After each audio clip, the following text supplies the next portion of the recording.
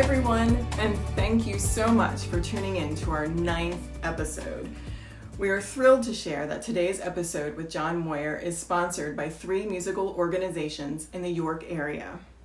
First, we have the wonderful York Youth Symphony Orchestra. The YYSO creates a unique opportunity for elite youth musicians to learn challenging repertoire with peers, perform in a variety of venues, and expand their perspectives of what it means to be a musician. The YYSO is committed to being the finest youth orchestra organization in the region, both on the stage and off the stage and in the community. We are looking forward to the 22-23 season under the direction of Maestro Brian Buderbaugh and invite all listeners to save the date for our first concert on November 12th at 3 p.m.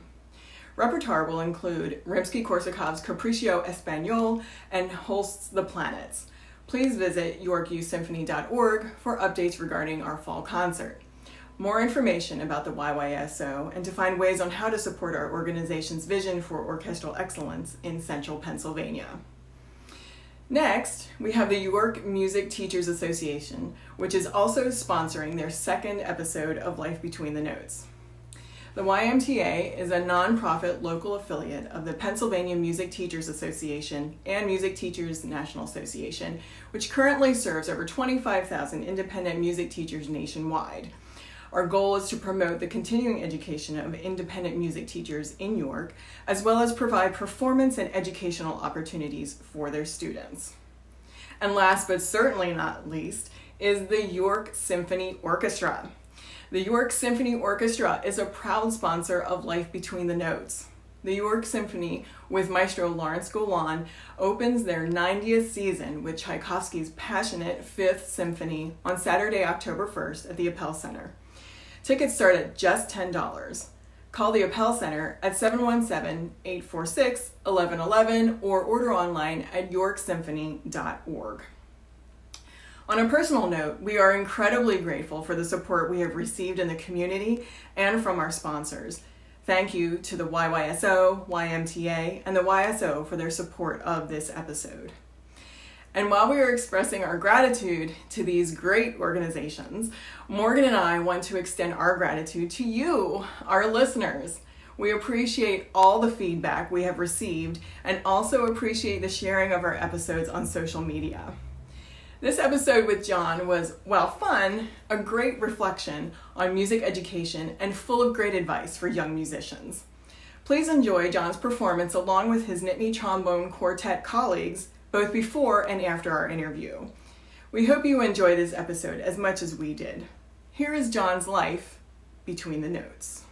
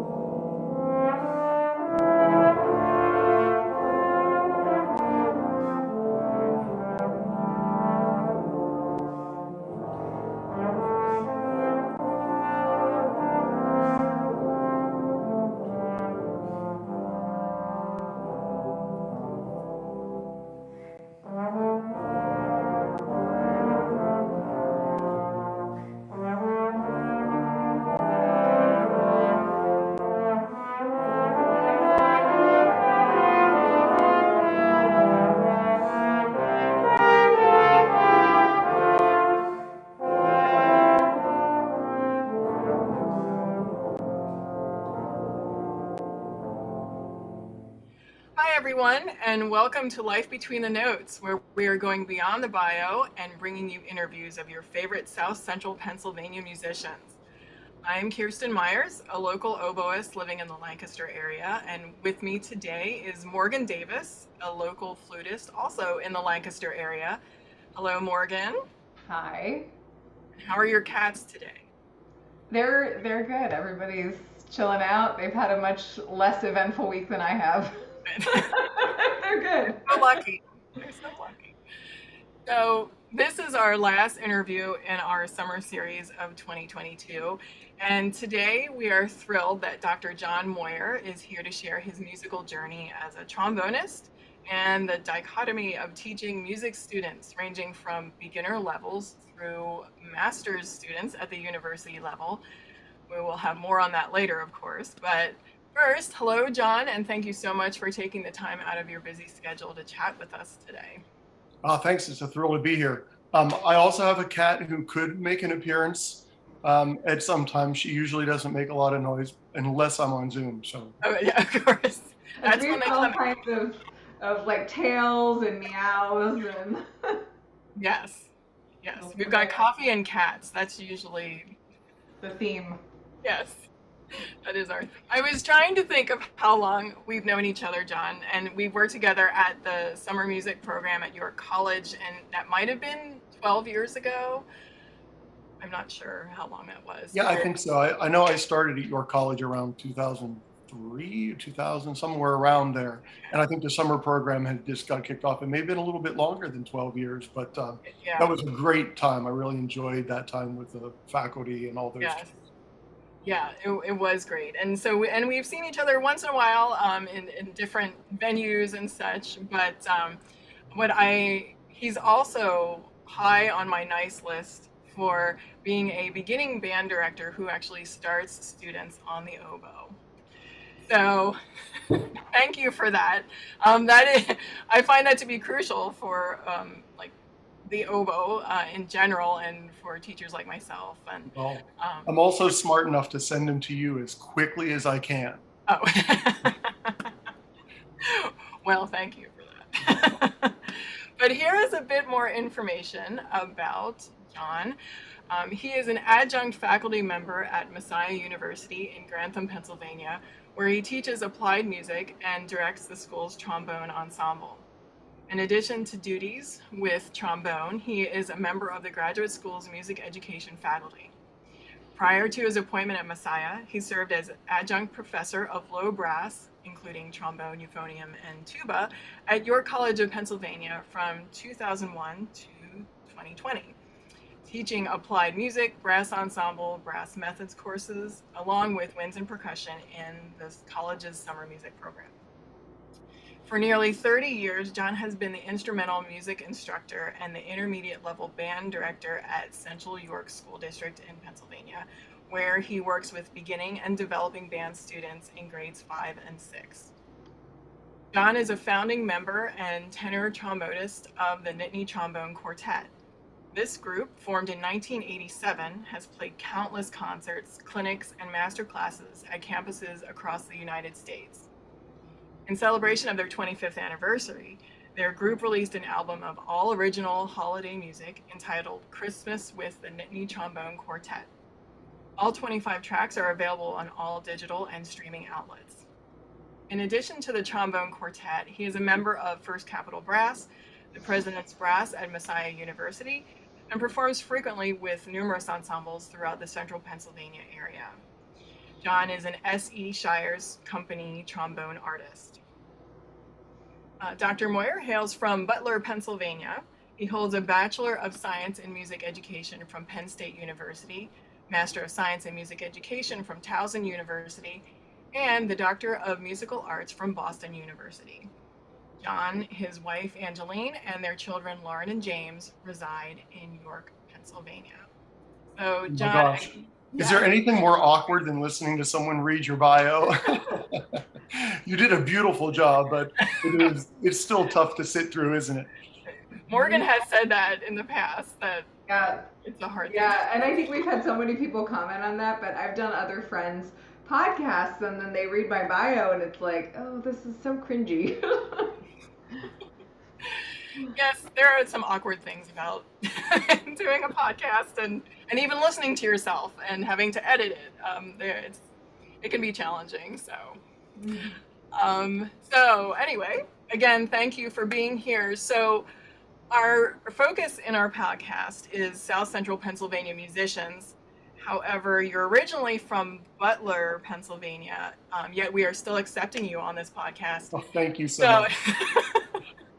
So no, Butler is in Western Pennsylvania, correct? That's right. Yep. I grew up drinking pop and cutting the grass. Yeah. And then had to learn to drink soda and mow the lawn when I moved on the other side of the river here. Right. The mountains, rather. So what was it that brought you to this area? Was it the job at Central?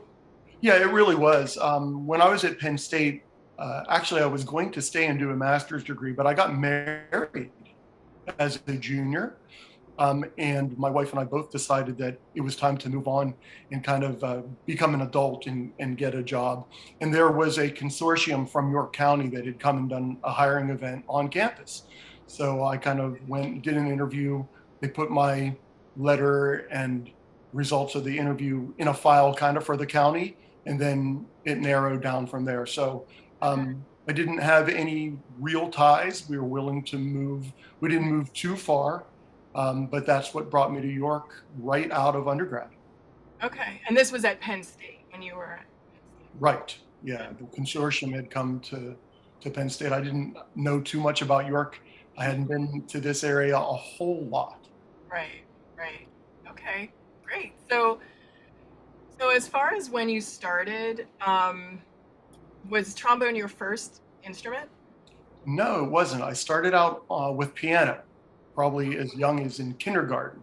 Oh, wow. And yeah, I had the most stereotypical little old lady piano teacher. She had a house full of dogs and Siamese cats that would sit on the piano when you played. And she was the best. And I worked with her for years and years, all the way through high school. And I did like the Junior Federation of Music Club competitions and the Piano Guild and all those things before starting trombone in 5th grade.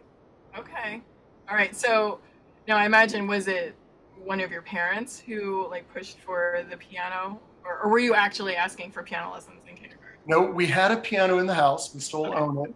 My mom and her siblings all played. So it was there from birth. And it feels like, even though she didn't have a lot of formal training throughout her adult life, it was actually really cool that she would go to the piano lessons with me, as you do, when your kid's 5 or 6. Mm-hmm. And she would kind of glean what I was doing. And I'm pretty sure that when I was at school, she was a stay-at-home mom for a large portion of my childhood. And she would play and practice. And we kind of got 2-for-1 lessons in that she developed those piano skills as I went through lessons as well. That's so sweet. It was really cool. Yeah. Yeah. So you've done that since kindergarten, and then so 5th grade is when you started trombone.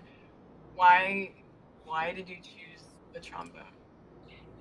I know that my band director, her name was Mrs. Coyle. She knew that I had played piano and played fairly well enough that I was accompanying the chorus, for concerts and for rehearsals and in class. So I think she had her eyes light up a little bit about somebody who already could read music, specifically bass clef. And she really sold me on the kind of unique opportunity to play the trombone. You don't want to play the clarinet or the trumpet where there's already a million kids do. You want to play something that's a little more unique. And that must have resonated with me to some degree. And sure enough, it stuck. Yeah, that's great. And so then obviously, you had continued in through high school. And so when you were in school, like middle school, high school, were you involved in other activities other than music? Well, honestly, I used to think that I was, but in reality, not much. And it's so funny because I went to start the whole college application process, and I had gone to a really small private school near us, and I had applied to become a speech and communications major. I really have no idea, other than the fact that one time I was on the way to a gig. There was a band over in Western PA that was a musician's band that was all union members. And I went and I played with a couple of the music teachers that I had grown up with, including my current high school band teacher. And I remember one time saying, "Oh, I think I might want to go into music." And he's like, "Oh, you don't want to do it." And I think now, as I reflect back, I think he was just being kind of sarcastic. He had a really dry sense of humor. Yeah. But at the time, I was like, "Well, I guess that guy." No. So I go to this interview, with a college admissions officer, and I'm going through my application and all the, the honors and the accolades and the clubs. And honest to goodness, I mean, maybe I was on a flag football team or something, but 99% of what I had done was in music. And he looked at me, he goes, what are you doing? Why are you not going into music? And I just looked at him and I thought, I don't know. I really should be, shouldn't I? Yeah. And later that year, I made all-state band, and I met, my soon-to-be trombone professor, Mark Lusk from Penn State, and the rest is history. But it is funny to think that I remember being a little bit more diverse in what I did in school. But when I really look back at my grades and all the pictures and things like that, I was in Boy Scouts. I'm an Eagle Scout. I could go through that. Yeah. Loyal, friendly, courteous, kind, obedient, cheerful, thrifty, brave, clean, reverent, all that. That's impressive. Yeah. I struggled at the beginning, but finished strong. You're good. Swimming lessons, a few things like that. But really, like so many people who are band, chorus, orchestra people, that was where I spent all my time. That was my circle of friends. That was the part of the building that I spent all my time in. So it was a natural next step. Yeah. And it's funny how sometimes it takes somebody else to look at that and notice that and say, hey, you're involved in all of this. You like this, and just kind of point that out to you. Yeah, I was really grateful to that guy. Mm-hmm. Yeah. And remain so. I don't know if it was that way then. I mean, I feel like now when my students talk to people and they say they want to go into music, everyone's trying to steer them the other direction. So I think it's pretty impressive that somebody looked at that and then saw some interest and aptitude in all of the right things and said, hey, this is a good path, not like an irresponsible one. Because the number of students I have that tell their guidance counselors or other teachers, they want to major in music, and then they say, no, that's a bad idea. Well, I don't think it's any worse than a business degree now, because there's no guarantees coming out of school with any kind of degree to some extent. No, and to bring this point a little closer to home, my own son just finished a year at college in science. Mm-hmm. And we realized after that year that course of study just did not resonate with him. And over the course of the summer here, we really worked hard and kind of got back on track. And he's actually going into music ed when we go back to school in the fall. So a really interesting bit of parallel there. Mm-hmm. Obviously, he had the year of experience to figure it out, whereas I was nudged a little bit sooner in the decision-making process. But I think the end result is what matters, right? This idea of follow your heart and do something that you love. We've all heard the quote, do something you love and you'll never work a day in your life. I'm not sure if that's 100% accurate, but they're not making ovaries. Yeah, I mean, you do work, but it certainly is a good starting point. Yeah, I have a student recently who went to school and kind of got steered away from music and then ended up changing her major and then adding a music major to it, and I think depending on, so often we go on for a continuing degree now for a master's or some kind of advanced degree, and I think doing something you're interested in and having a successful experience at that just sets you up for whatever you end up doing later. It matters less what's on the piece of paper now, maybe. Absolutely. Yeah, and that probably made you too, Jon, think of your experience too, walking through this with your son now. You think about how it happened for you and the decisions that you made and how you came. Absolutely. And it's something that it's not easy to do, after you've invested a year to to think about changing course so much, but it certainly made it easier knowing that you're going back to that same old familiar environment of being around like-minded people. We were already seeing a difference in the kind of care and compassion from the advisors, from his faculty members, from the audition process, all the way through some of the other logistics. It is totally different than the vibe and the feel that he had as a member of a science department. And, the idea of a weed out class, or being in those really big classes where you have, 300 kids in an auditorium taking a high level math course or chemistry or something like that. So, it is definitely a whole different culture within a university setting. We still have our family in that music wing. And it, I think, is the most important part and the thing that he was missing the most. Right. Yeah. That's so great. And really, after a freshman year, it's great that he recognizes that. I'm so proud of him. Yeah, that's great. So when you decided that you were going into music, were your parents supportive of that? They were. They were. Yeah, absolutely. Yeah. I think that had I said music performance, they might have been a little more skeptical, but I think that where they were thinking about job security and a pension and health insurance and things like that, things that parents do think about. Right. And I'm grateful that they did, but I do feel that conversation may have been a little bit tougher, a little bit harder sell. But they were definitely supportive. And my mom, so Penn State was about 3 hours away from where I was living at the time. And my mom had gone back to work when I was in middle school full time as an office manager.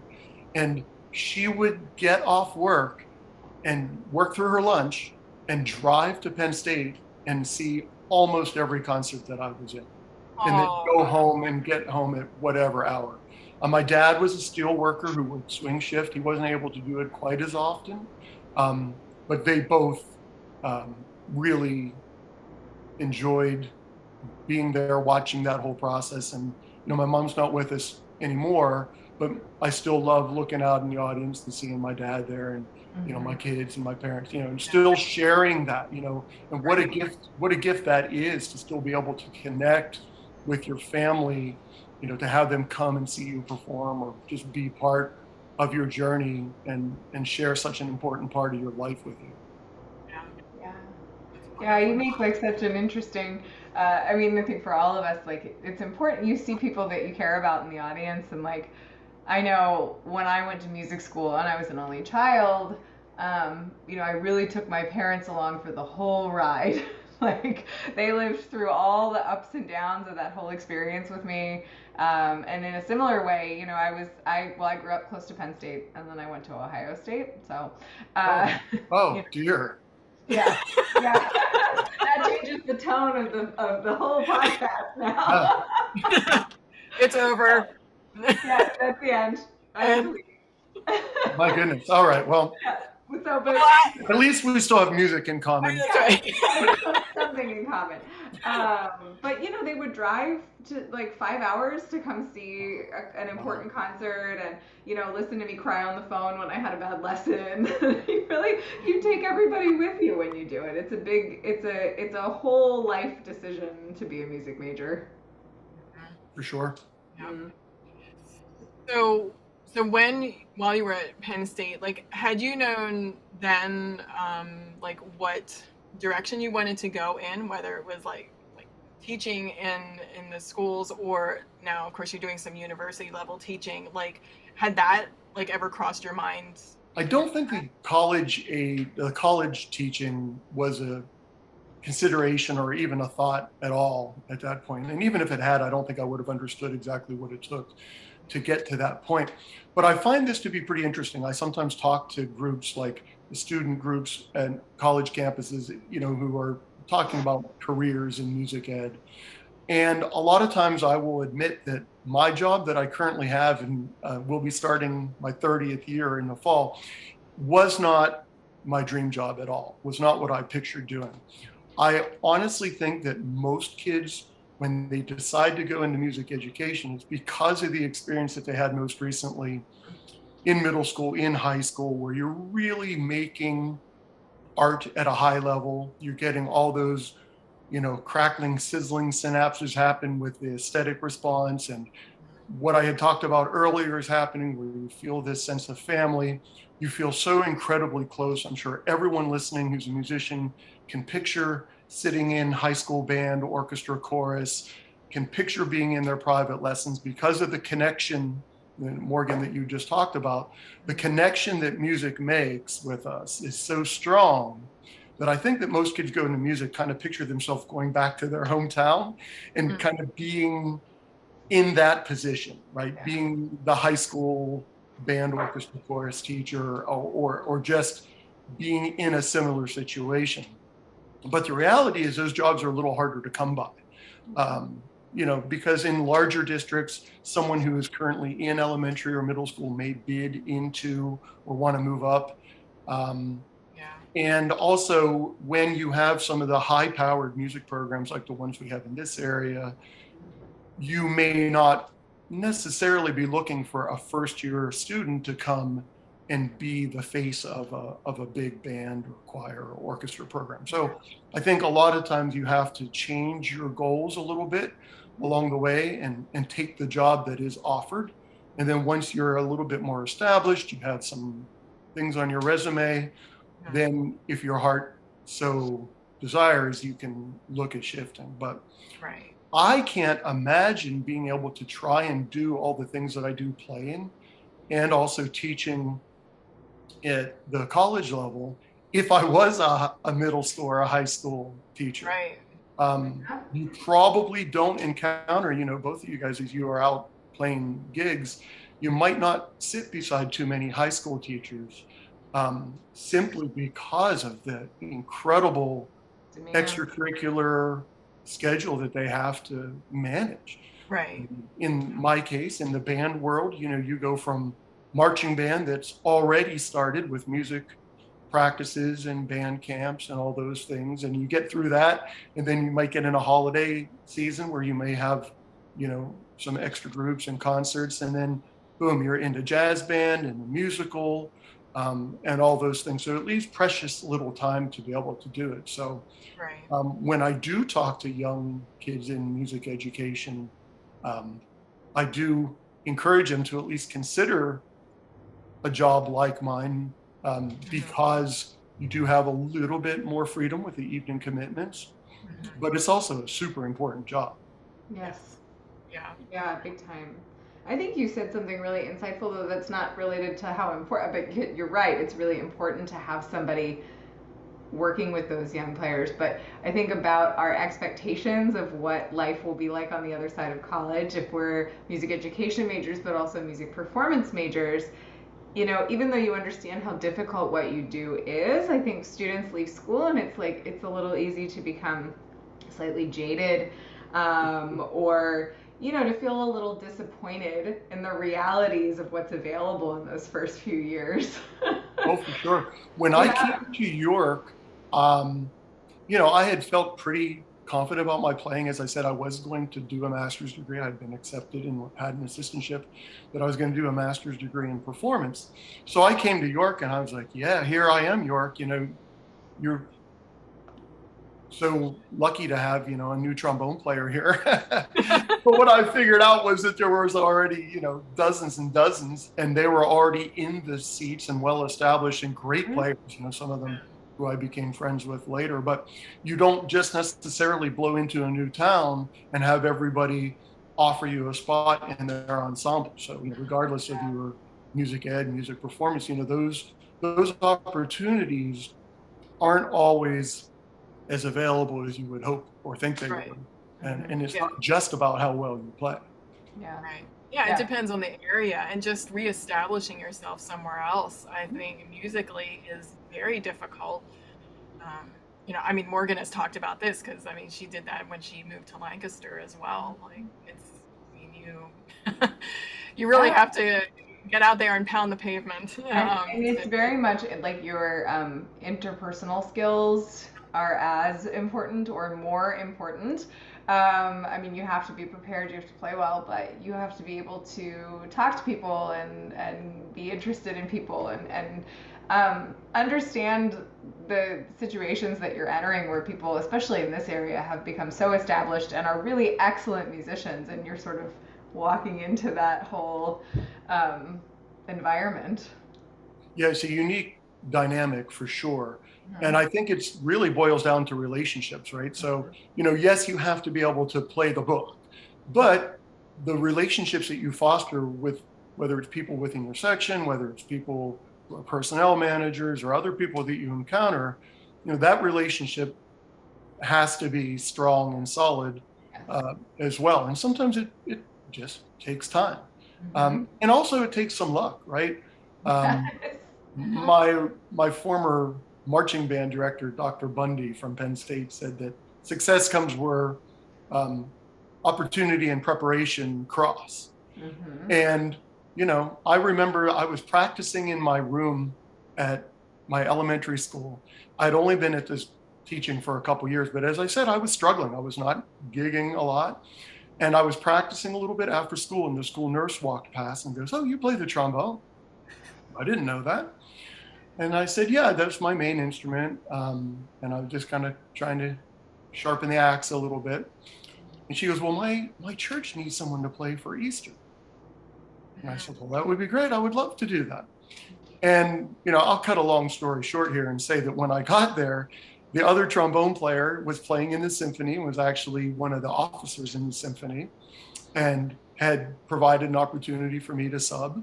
One of the other musicians there was actually teaching and working at York College, and was conducting the local concert band, or the union band here in York. And after meeting them and having a chance to play together, all of a sudden, some of those opportunities that I had talked about being a bit fleeting opened up a little bit. And that was really due to chance. Now, I don't want to sell myself 100% short and say, well, when I had the opportunity, I obviously, played well enough and was able to establish a relationship, have fun, and, be successful in that moment. But it instantly led to other steps. And actually, if I really look back, that's a big moment in kind of establishing myself here in York.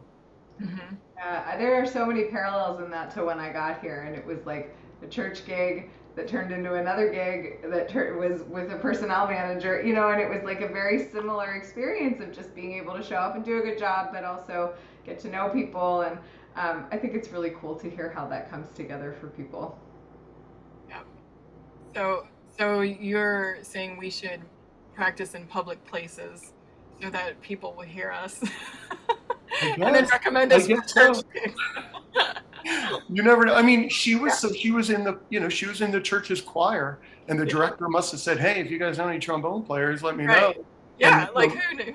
I mean, it is one of those things. It's a bit humbling, isn't it? If you really stop and think about all the steps that had to happen in order for that moment to put me in that place. So, it makes you feel a bit small in the world, but and the willingness to keep putting yourself out there to keep making that stuff happen takes a lot. Yeah, it can be frustrating, I'm sure. Again, at that time, I'd also had started a family and was doing some other things. So it's a little bit ironic that I had stopped trying quite as hard, and I just kind of let it come to me a bit. Yeah. So as far as the timeline, then, so when you worked on your master's, and then your DMA, like where was that, like, in the timeline? Let's see, I think I started teaching in 93, and I completed my master's degree at Towson in 99. So I did that pretty quickly. And for those people listening, and for you guys, obviously in public school, in public education, the only way to make more money is longevity and education. So there's kind of a sliding matrix that goes on there. So it makes sense to try and get the master's degree and then as many credits as you can beyond that, in order for, the job as a humble public servant to pay a little bit more. You can make more money doing the exact same job if you move what we call down and across the salary scale. So Right. being, you know, a thoughtful, responsible husband and father, I thought, well, I better get busy. So the master's degree took a while because it was commuting down to Towson. Oh, yeah. The distance was not that far, but it certainly took a lot of time. And we were before the days of the online programs. So that was 99. It took me quite a while to get back to start. I guess another 6 years, I started the doctoral program, with a lot of that being online through BU. One of the first programs to do that, with a lot of residencies and time up in Boston as well mixed in. And I got that degree in 2010, which, I got to be honest with you, doesn't feel as long ago as it was. Yeah, I'm sure. Yeah, and that's all. I mean, and with your master's, I mean, you had your kids at that point too, correct? Yeah. And I will give a big shout out to my beautiful and supportive wife, Angeline. Yeah. That decision to start the master's degree, and even more so the doctoral degree, just because of the intense amount of time and coursework, that really took her being willing to take on literally everything else so that I could do that. And gosh, she was such a rock star. And it took, that was five years, a really long time to be able to get through that program. And, I guess to circle back, if a theme is emerging here, is it takes a village, right? So I was just going to say that. Yeah, it's really great in saying that, we talked about the support from my parents, and then the support of the people around you when you're making music, that the feel that you get in the band room or the music wing. And then, I'm sure you all have that same experience, is that, your family always has to be there to support you. They have to understand the crazy late night that you're doing a show and, crash week, and that you're not getting home till midnight and you're leaving as soon as, school is out. So none of us do this alone. And it's just amazing. It's been amazing for me to have her support through this whole thing. Yeah. That's another thing I think they could teach us in school a little bit. So it's not, maybe people wouldn't want to pursue it quite the same way, but if you understand, I think it's easier, it's a lot to understand once you get out of school, or balance, that, like you said, those late nights, all of those things. My husband's not a musician, and that was a big learning curve for us in our relationship, was what my schedule looks like compared to his regular 8 to 5 schedule. Mm-hmm.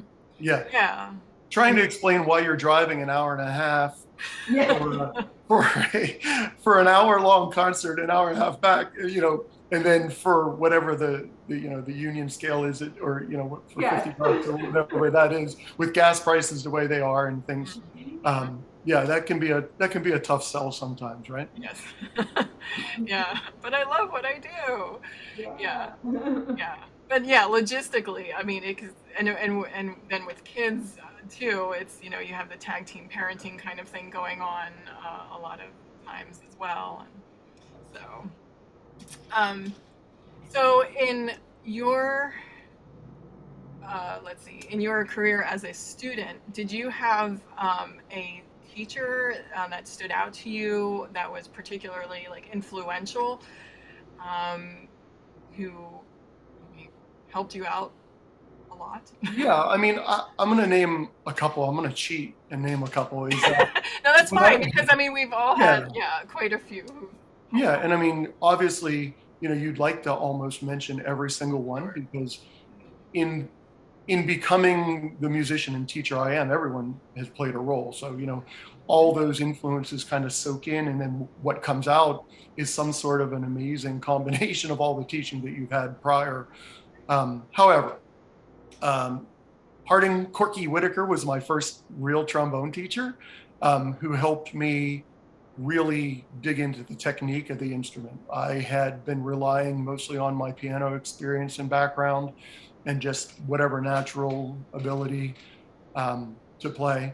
And he got me into a steady diet of some of the standard literature and things that really helped prepare me to be successful at that age, to go to district, regional, and state band, and then have some of those opportunities again come around later.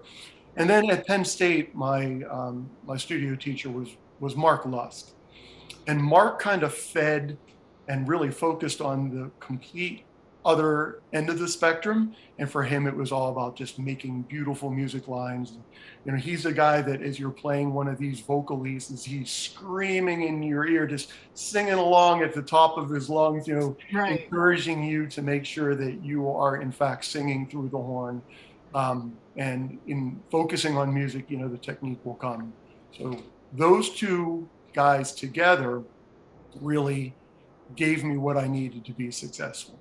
Yeah, that's great. Often it is our studio teachers who, because we spend so much time with them in our lessons and in master classes and that sort of thing. And so yeah, and they become like your default advisor. Yeah.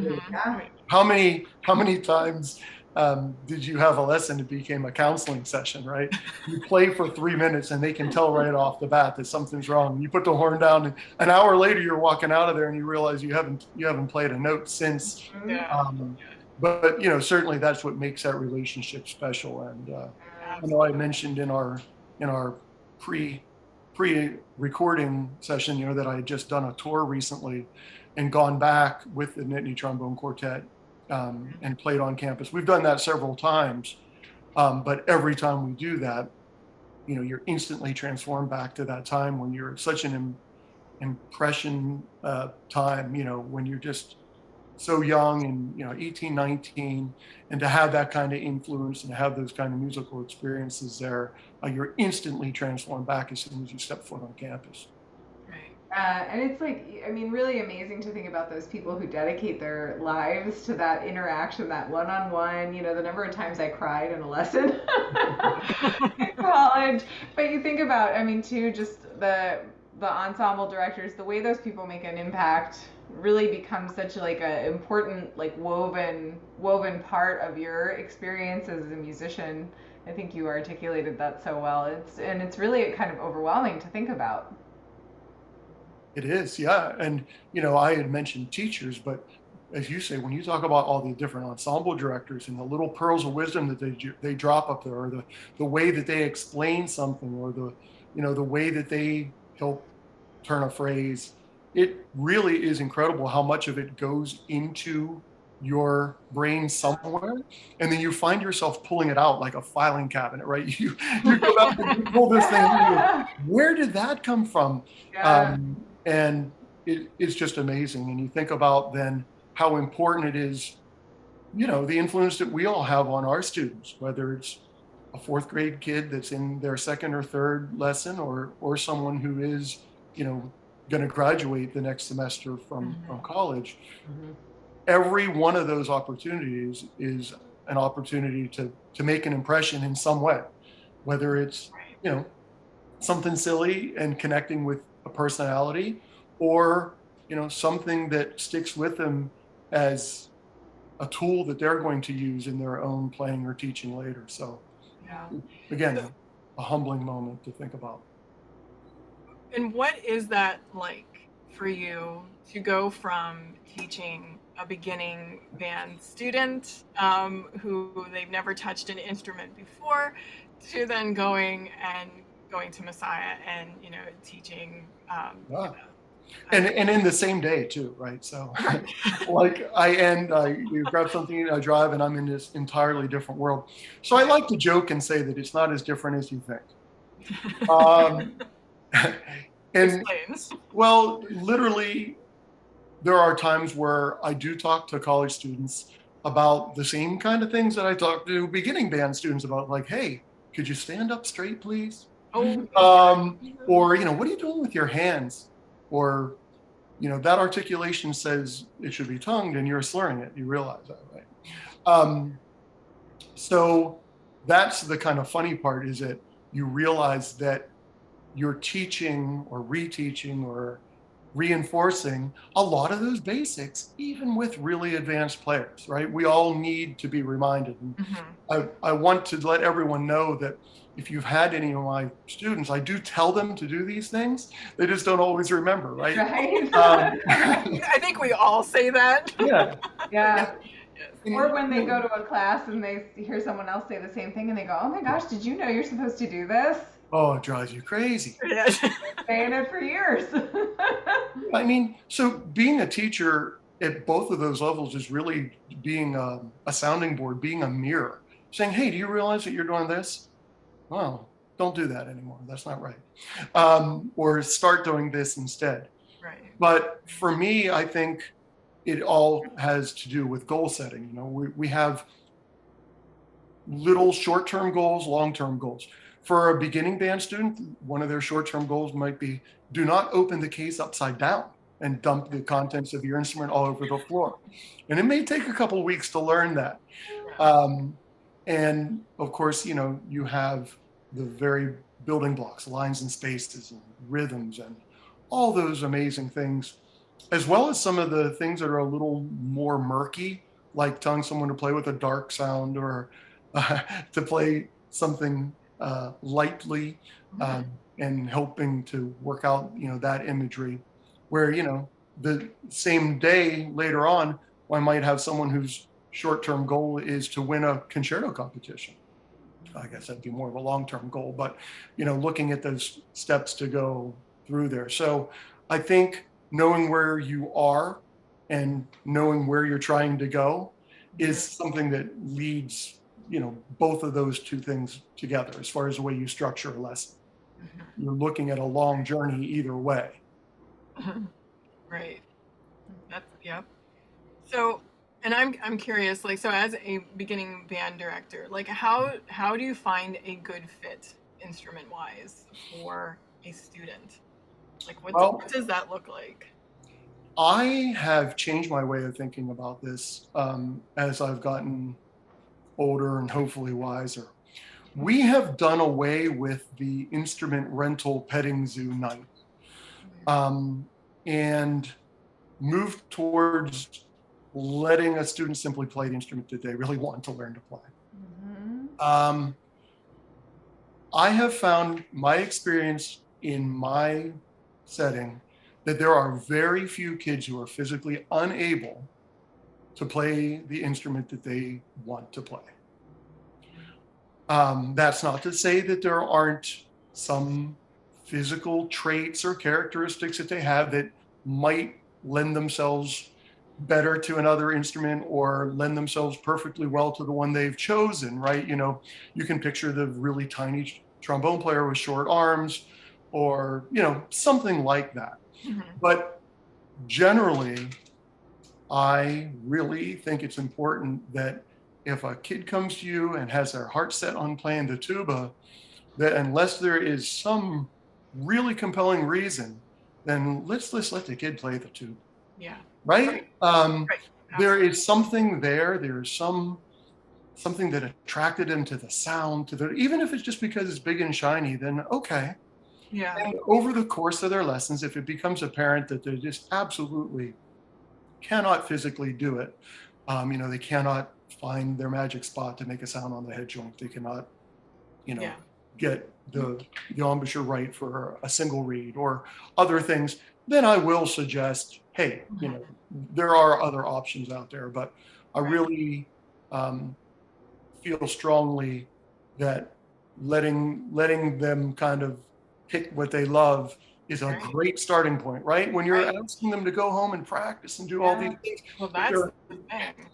Playing something you love is a heck of a good start, right? Yeah, giving kids some autonomy too, because what kid doesn't like to be able to really participate in the decision that's being made? Oh yeah. I think that's pretty cool. And I meant just this is I'm grinning over here because I'm remembering being a kid and wanting to play the flute, and my elementary school band director saying, well, you're probably not going to be very good at it, but you can try it, because I had a teardrop shape in my lip. And at that time, that was a huge no for the flute. And he was like, well, I would suggest not, but then as a stubborn kid, it's like, cool, like, I'll play the flute, thanks. I'll show you. Yeah. It's just, I think that's great.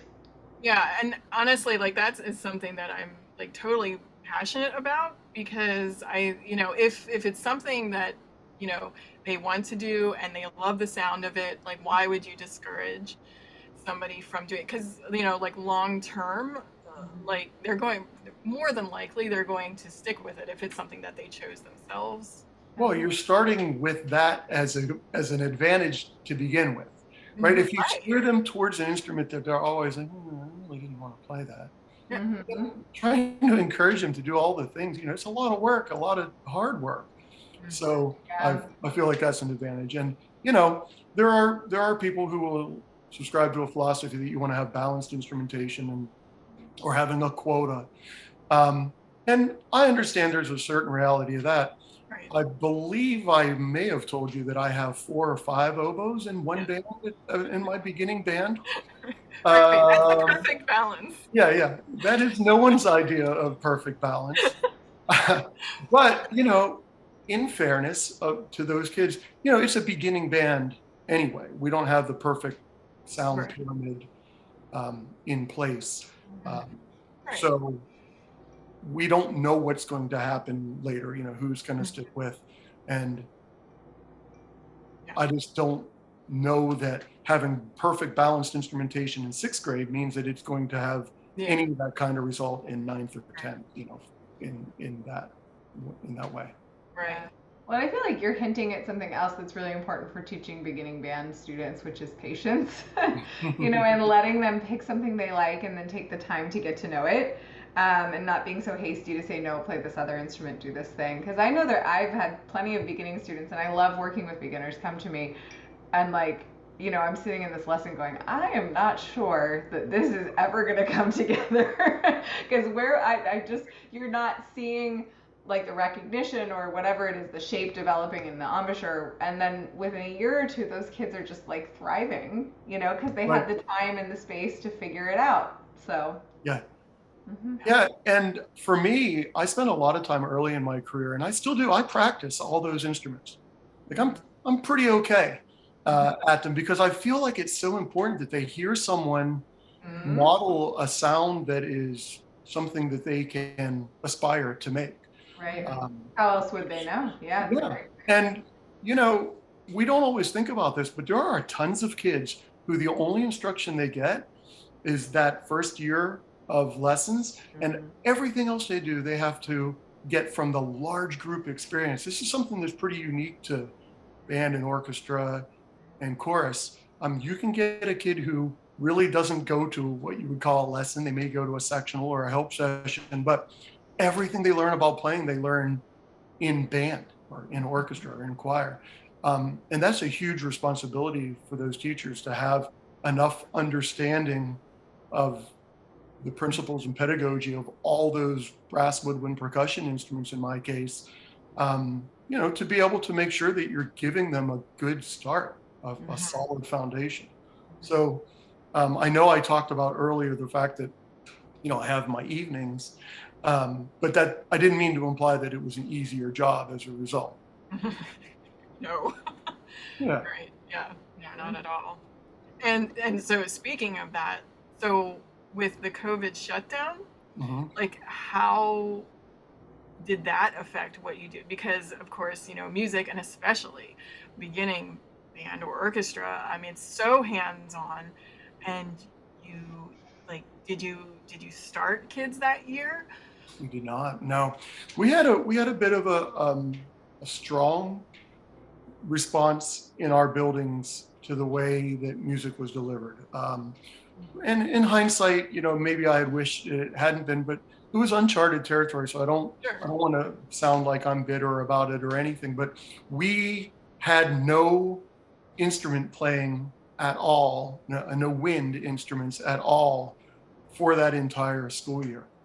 Wow. So I didn't feel comfortable starting kids remotely, just because of what I had kind of implied before. Like, if they can't open the case right, and you can imagine trying to put a clarinet or a saxophone reed ligature assembly together, or Yeah. just checking their hand position and just trying to make sure that they're getting a good tone, a good quality thing. So we made the decision not to do that. But for the kids who were already in the pipeline in 5th and 6th grade at that time, they would come to a lesson where they sat socially distanced apart, empty-handed except for an iPad. And I would teach them a concept on their, method book. And they would go home and they would practice and play it, and they would record themselves. Okay. And they would bring their iPad to a subsequent lesson, and we would go through that recording together, talk about what went well, talk about what needed reviewed. And then from that point, very similar to what an in-person lesson would be. You either move on, you review, you go back, you practice, those sorts of things. So there were a few advantages in that obviously the kids recording themselves and listen. I think that's something we encourage really advanced players to do. We don't always talk about that with younger players, but the kind of feedback that they were able to provide for themselves, the way that they were able to inform their own playing and have a little bit more ownership of that was good. But everything else was rough, no ensemble playing. So we did see a higher than normal attrition dropout rate because, ultimately when you decide you want to be in band, in my case, you don't picture playing your instrument by yourself in your bedroom, Right. For what would have been 2 years for those kids, because they really didn't get a meaningful first performance, because, of course, March the previous year Right. was spring concert season. So these kids had never played. So Yeah. it took the kids who started at that time in 4th grade, they didn't play a concert until December of 6th grade. Wow. Yeah. So we are still recovering from that a little Yeah. bit as far as our numbers, and just trying to build back. But at Central York, we have a really good culture with music. People really do. It resonates with a lot of families, where they take a lot of pride in the strength of the arts here. So I think we're going to be okay, and the numbers bounce back pretty nicely. But it was definitely a tough thing to navigate. Right. Right. Yeah. And music overall, obviously, has suffered. Even the professional organizations and such, and still, we're in the summer of 2022. Shutdown was in March of 2020. Numbers are still not where they were, pre-COVID, and so. But yeah, like throughout the entire system. So everyone talks about, it's too, once people realize they could sit at home and watch performances, I don't have to leave my house. I can stream this regional orchestra, or I could stream the Vienna Philharmonic. If you're a classical music lover, it changed the scope of how you can participate. Although I think a lot of people that love going to concerts probably would like to be there in person, but. Yes, I think now that when I am back, and when I mention being back to live music, we always get a round of applause. It's it's a cheap way to get some extra applause. Hey, let's have a big hand for being in person. Live music is back, and certainly amongst that's a neat demographic of people anyway. In the groups and the places that I play with my brass quintet, which is primarily the group I perform most with right now, it's usually a pretty well-educated crowd. And they're the kind of people that would go and see performances all over, including symphonies and concert bands and things like that. So you're right. The numbers they're coming back, but slowly. Right. And you had said too, for you personally, throughout the past few years, it changed the way you accepted gigs and what gigs you would. Yeah, I suppose if there was a silver lining to COVID, I don't think this is unique to me, but it did help put a little bit of a fine point on the things that you really appreciate in life. right?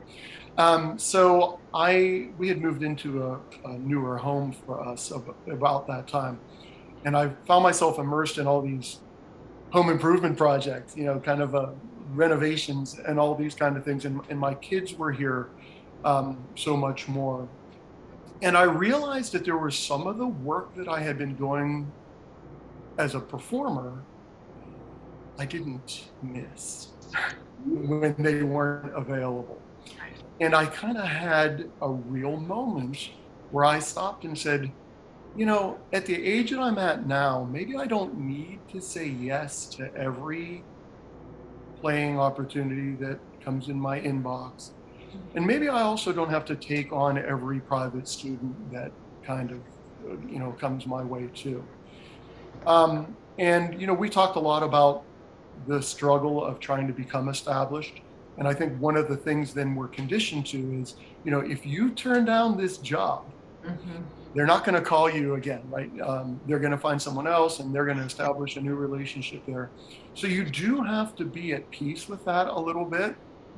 And I'm not sure if it is a matter of my age or just having that experience and enjoying the extra time with my family.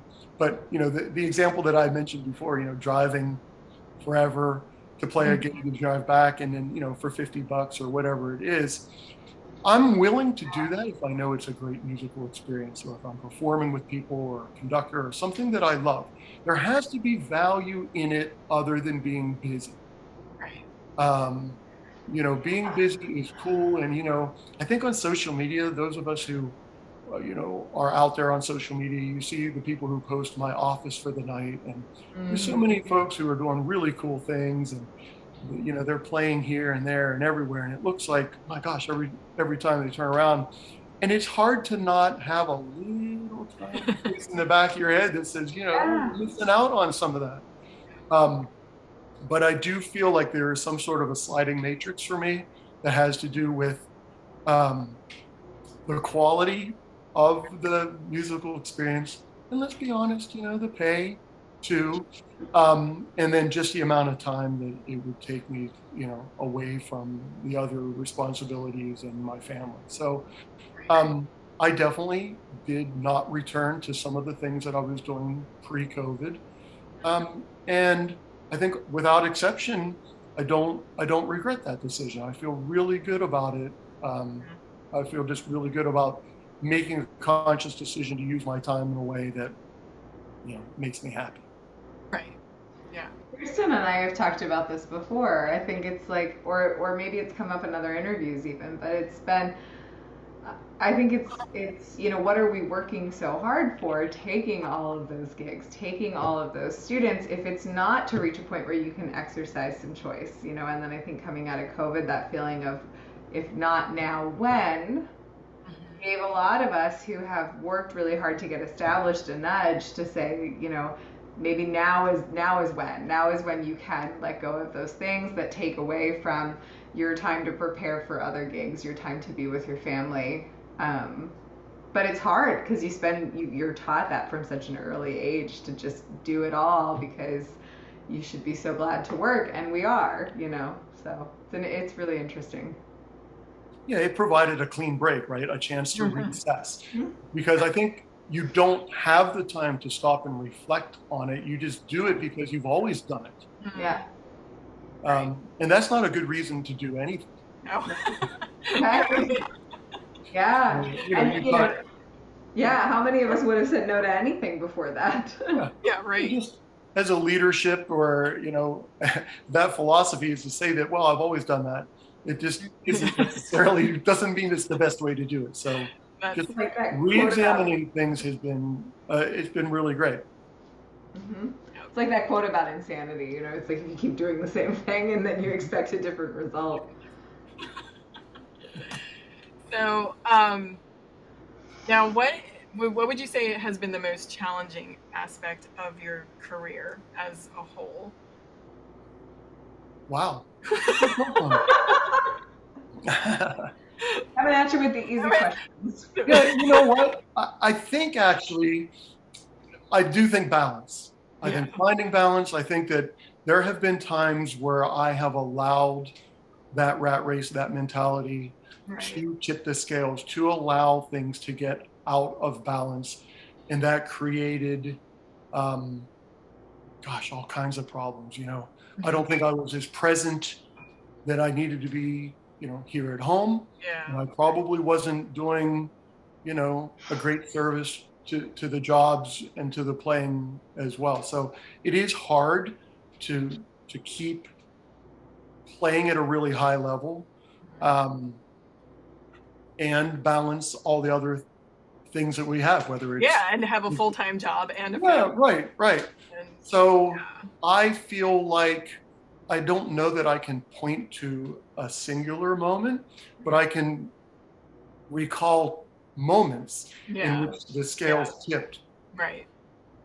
And it just felt like, things were a little out of control. So trying to be a little bit more focused on evening things out and making sure that you're doing good work, but maybe a little less of it, was probably part of that decision-making process, as we said, coming out of COVID as well.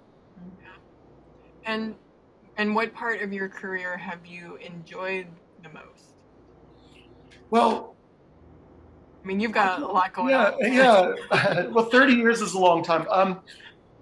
If I allow myself to feel proud about anything, I do stop and think about the fact that, there's thousands of kids who I've started on something that is, it's magical, right? So we are all talking, you're talking with your podcast here, you're talking about people about their journeys, and to be the guy who is the first step in that journey for so many. And now I have all these in our music department. I have two or three, actually three. I think it's three.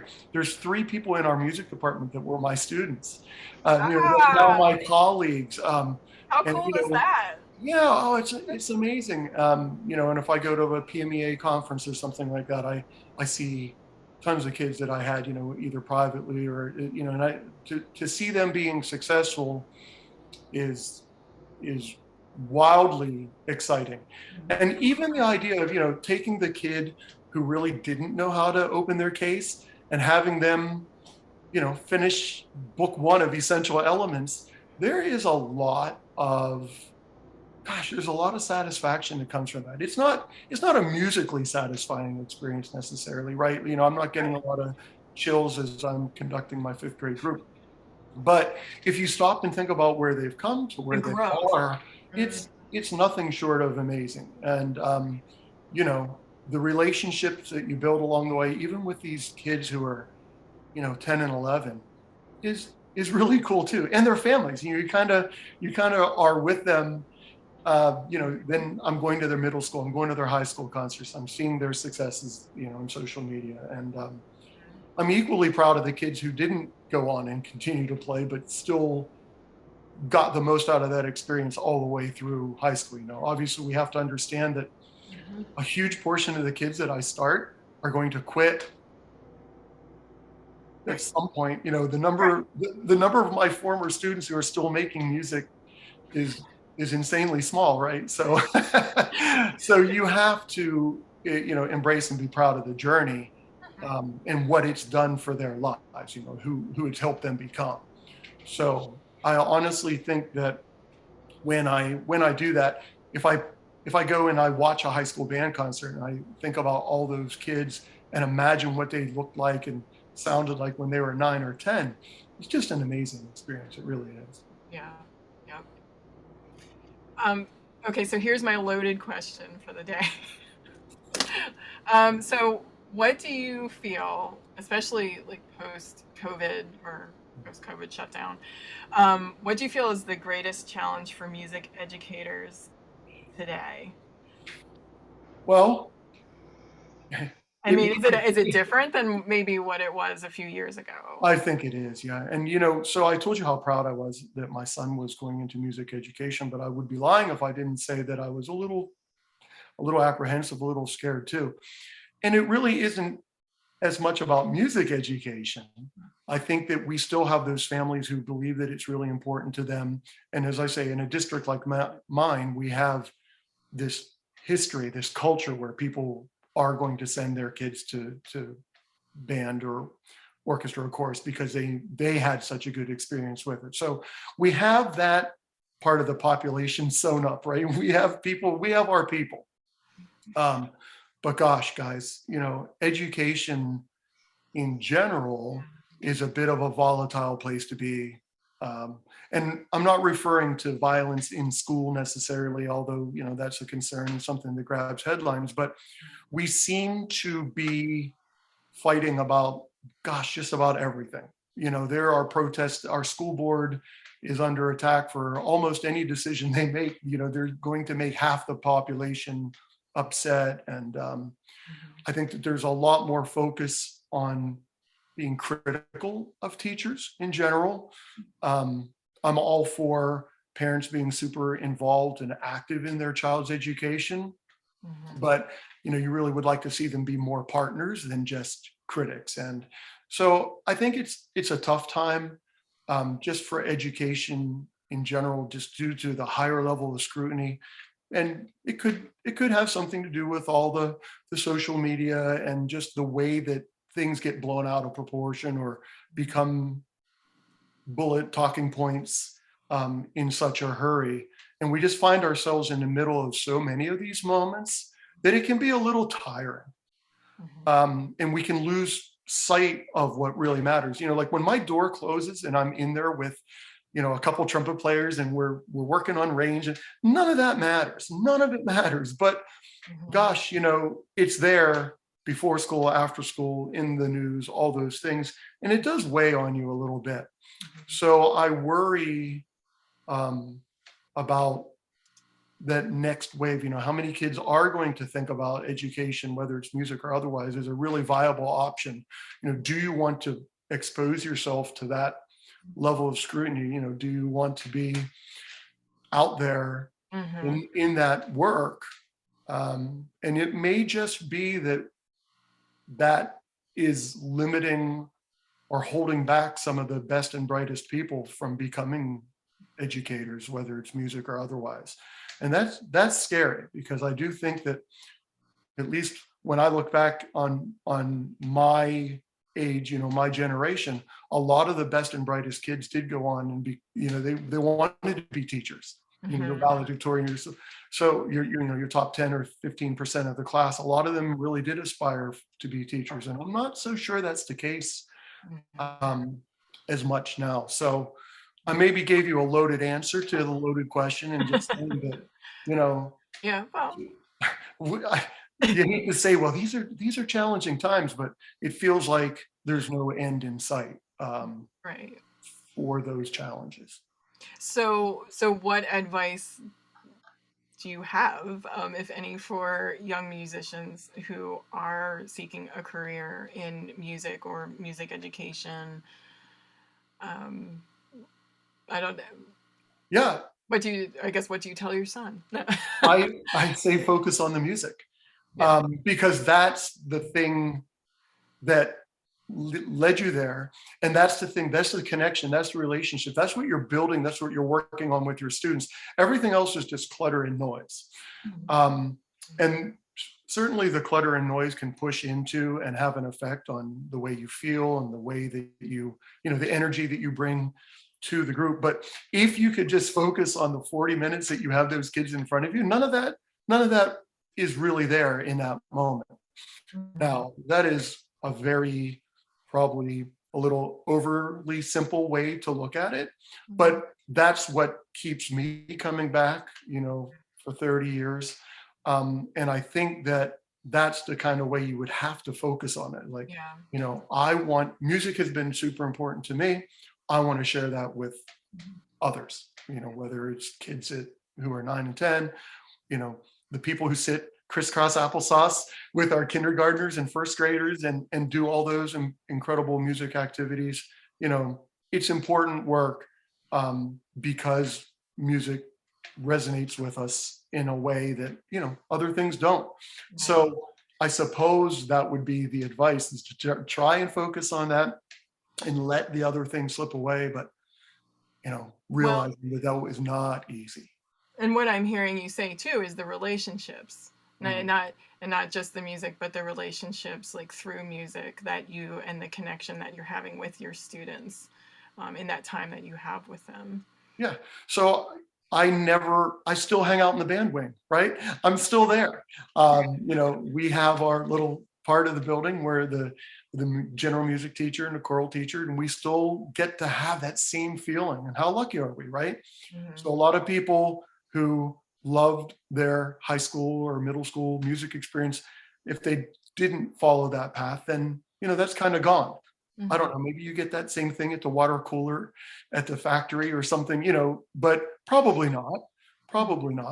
So for me, saying that you get to remain immersed in that world as an adult, and, to get paid for it too, is pretty cool. That's awesome. Okay, this is my last question. So what is your favorite style of music to listen to? What is your, do you have a favorite band or a favorite artist? I am more of a favorite genre. Okay. But I love classic rock with a horn section. Okay. All right. So Blood, Sweat and Tears, Chicago's, that kind of thing, blues kind of infused stuff. I'm a sucker for a good horn line. Mm-hmm. And that probably is my go-to jam. I'm lucky that both of the kids like classic rock, so that we can listen to some of those things. Yeah, that's awesome. Okay, well, thank you so much, Jon, for talking with us today. This has been great. We're so glad that you could join us. Well, I want you to know I'm glad that we broke down walls today and you had a brass guy on. Right? Yes. No, wait, are you I'm thinking of that. Is he the first? Yes, you are. I know, I'm looking at our list right now, totally. Well, yes. Yeah. So. I won't have my feelings hurt if I'm not, but I just want to say, kudos to you guys for being really accepting and, welcoming brass players. How long before you have a drummer on though? Is that going to be a little while? Actually, the one right before you is a percussionist. So there you go. I'm not sure how to feel about that. I know, but he's from Eastern PA and you're from Western PA, so there's that. Okay. Anyway, but thank you so much. And it's my pleasure talking with you both. Yeah, no, this is great. Thank you. And thank you to our listeners. We are so glad that you're out there supporting us. This has been a lot of fun for Morgan and I to get to know our colleagues a bit better, and we hope you are enjoying these conversations. If you, our listeners, have any questions or suggestions as to who you might enjoy an interview of, or if you would like to sponsor any of our episodes, we have lots of musicians and students of musicians listening in. So please contact us at lifebetweenthenotes@gmail.com. You can also find us on Facebook, Instagram, and video versions can be found on our Life Between the Notes YouTube channel. Follow us at all of these places and wherever you listen to your favorite podcasts. So with that, have a great day, and thank you, Morgan and Jon.